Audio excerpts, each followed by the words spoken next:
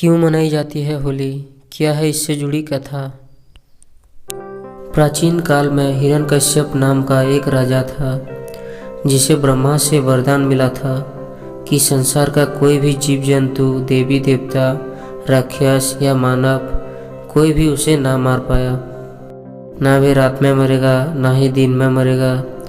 उसे ना तो घर के अंदर, ना घर के बाहर, ना पृथ्वी पर, ना ही आकाश पर, यहाँ तक कि कोई शस्त्र भी उसे ना मार पाया।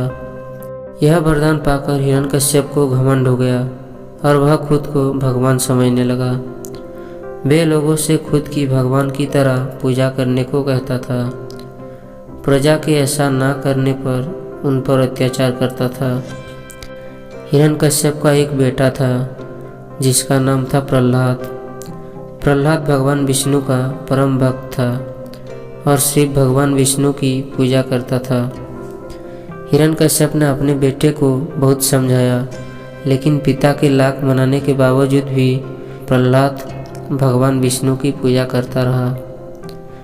उसके बाद हिरण्यकश्यप ने अपने बेटे को मारने का बहुत प्रयास किया, लेकिन वह भगवान विष्णु की कृपा से बचता रहा। हिरण्यकश्यप की बहन होलिका को अग्नि से बचने का वरदान था। उसको वरदान में ऐसी वस्त्र मिली हुई थी जो आग में नहीं जलती थी। हिरण्यकश्यप और उसकी बहन होलिका ने प्रहलाद को आग में जलाकर मारने की एक योजना बनाई। हिरण्यकश्यप ने अपने बहन होलिका को ये आदेश दिया कि वह प्रहलाद को अपने गोद में लेकर आग में बैठ जाए। जब होलिका प्रहलाद को लेकर आग में बैठी, तभी प्रभु कृपा से ऐसा तूफान आया जिससे कि होलिका के शरीर से लिपटा हुआ वस्त्र उड़ गया और बालक प्रहलाद पर जा पड़ी। पर वस्त्र ना होने पर होलिका जलकर वही भस्म हो गई। इस कारण होली से एक दिन पहले होलिका दहन होता है।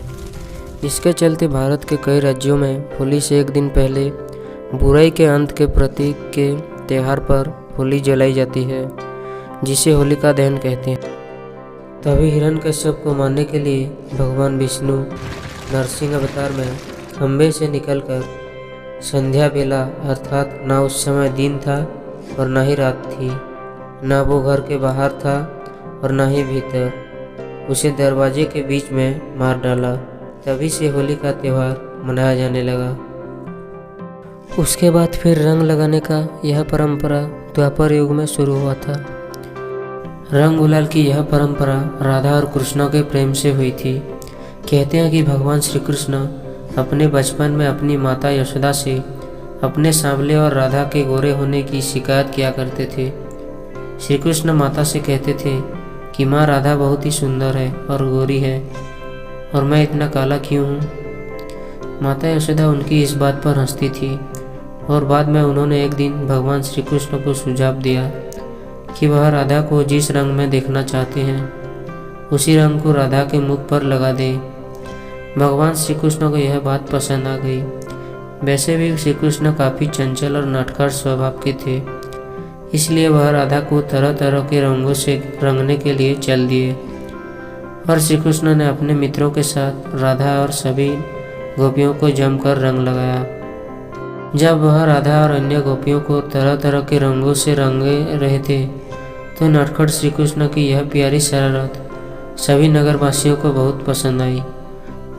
माना जाता है कि इस दिन से होली पर रंग खेलने का प्रचलन शुरू हो गया और इसलिए होली पर रंग गुलाल खेलने की यह परंपरा आज भी निभाई जा रही है।